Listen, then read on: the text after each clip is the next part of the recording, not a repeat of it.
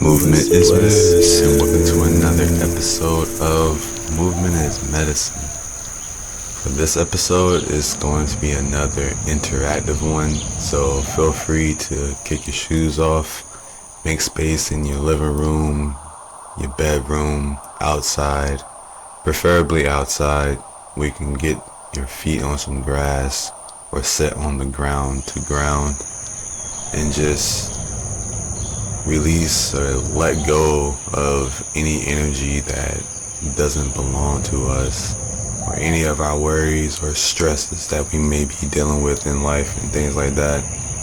It's a good time to just clear your mind, as the same intention that some people go to the gym or embark their workout journey is because of the stress-free feeling that they get after doing a good working out session, you know. Right here, I like to start stretching in the rising time. Something that I've liked to adapt into my lifestyle is just the mindset of, or just simply observing life and nature. Whenever I look at our kitten, whenever she's getting up from a nap, or even our dogs, they're always stretching before they get to anything, especially if they've been laying down for some time.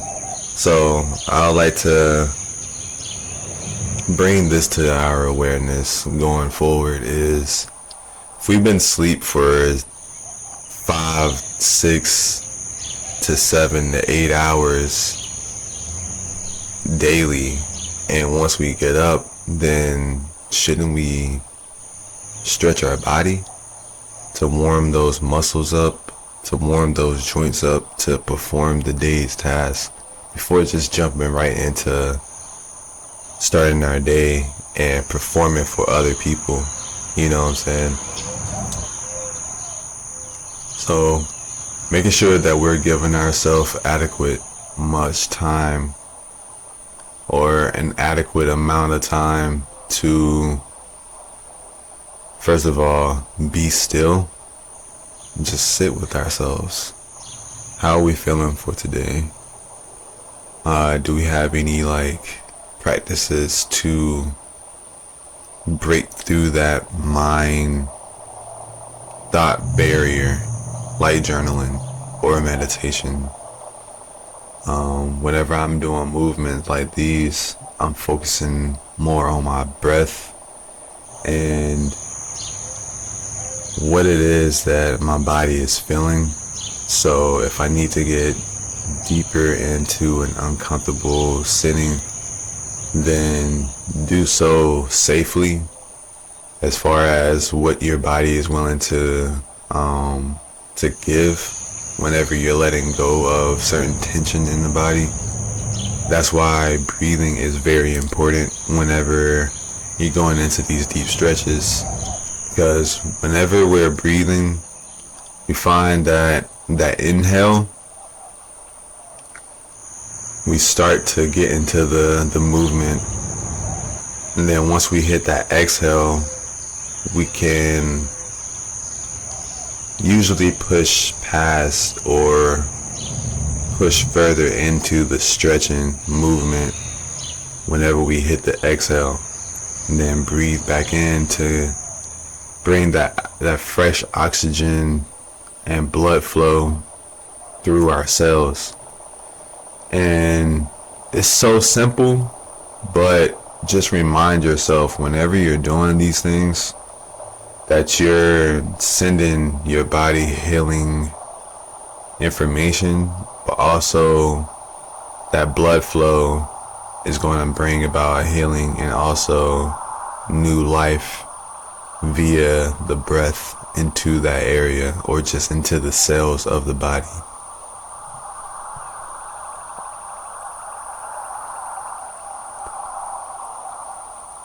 Another thing that I really enjoy about stretching in the rising time is just that right there. The birds, the sound, especially with spring and summertime, we're gonna hear that 24-hour, like, just crickets and cicadas, that music of the earth and its insects and things like that. It's very therapeutic sounds that you can tap into, and just listening to your surroundings, seeing what types of animals that may be your neighbors or just in your proximity around you. So I like to listen to the bird calls, try to tune into what they may be saying or speaking to one another. I do have a bird feeder in the back of me to my left, from this angle at least, on my left hand side that you can see. And yeah, I really enjoy watching the birds interact with each other. Just seeing them happy, thriving. As I mentioned before, a lot of stretches like these, definitely take your time building into it if you haven't been doing these type of movements on the regular basis.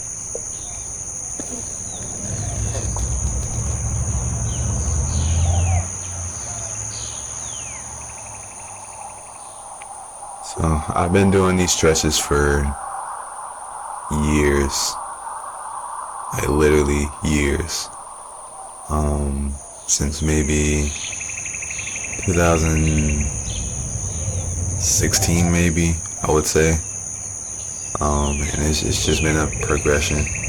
Whether or not I've stayed consistent is another story, but now that I've been more consistent, I see and I feel this change in how I complete my day-to-day task. I have more control over my extremities, more control over my movements.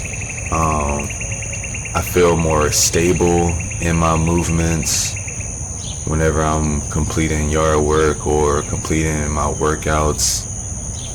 So all of these things, accompanied with rest, sleep. I do enjoy my Epsom salt baths, so definitely getting that muscle relaxation. Just as much as we're working out, we need to make sure that we're providing nutrients, but also the space and time to be still and to rest our body.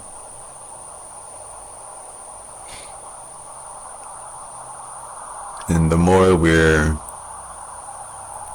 a lot more focused and have a more commitment in our own journey, is the less that we're trying to compete with people outside of ourselves.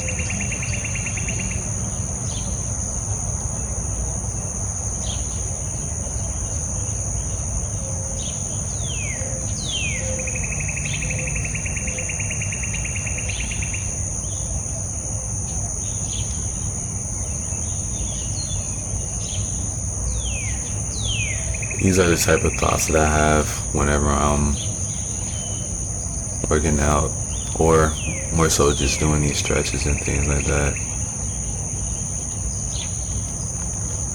It's more so aligning my thoughts.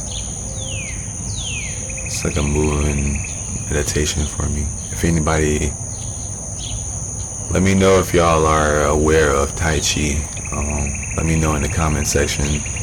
What are some type of movements that get you in that space, or practices that get you into that space of just that flow state, but also where you're breaking that mind thinking barrier?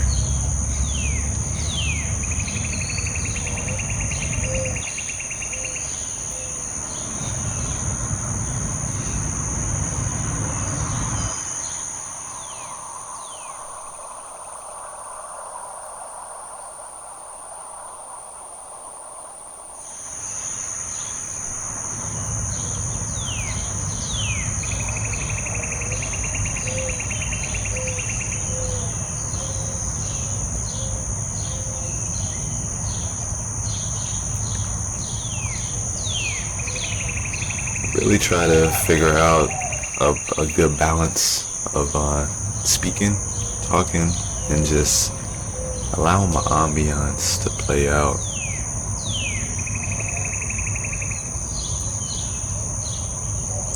That's another reason why I started to practice with no music. I enjoy having music some days. It really gets you in the mood and adds extra motivation, especially when you're following the beat pattern, which is the BPM. However, it's going fast or slow. Sometimes when I'm working out to, I guess you can call it jazz music, but she makes, so Alice Coltrane, I love working out to Alice Coltrane because it makes me more mindful with my workouts and things like that. And then other times I'm listening to rap music or hip hop, and or just rock music too, and it has that up tempo. So more often than not, I'm moving at that pace. And other times when you're just listening to your own thoughts or with no music, then it's easier to get into that mindful practice and just focus on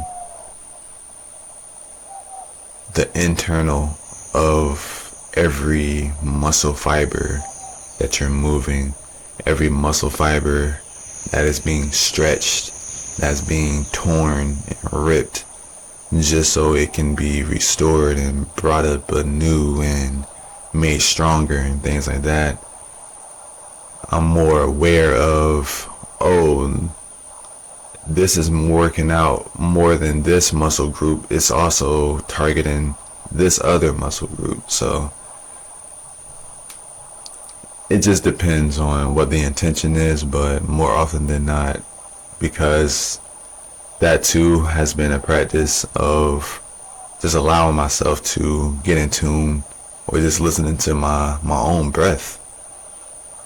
Whenever getting more intense, all right, it's getting a little closer with my, like I feel a little more fatigued, so slow down a little bit, get more intentional about my sets and my reps, because I'm getting closer to being done with this set. Let me slow down so I can feel it more and not just be so focused on the end goal. Okay, I'm getting to the number of my reps. Alright, I'm finally done. No, let me pay attention and not get so laxed, because I'm not sure if I mentioned this, but every time I go into my reps, I keep this in mind that for your intention, your form is going to show.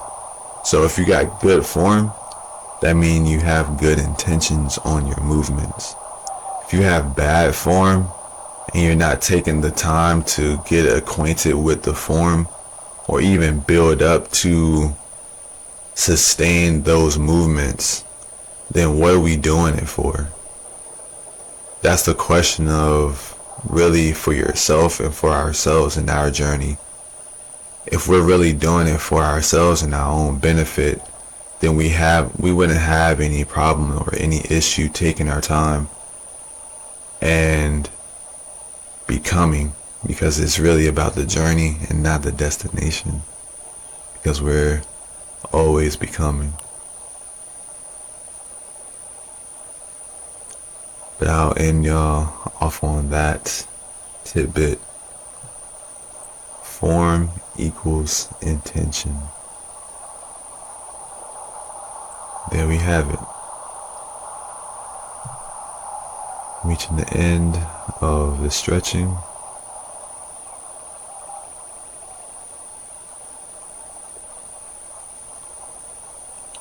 And I hope y'all enjoyed this episode of Movement is Medicine, part 2 of the stretching.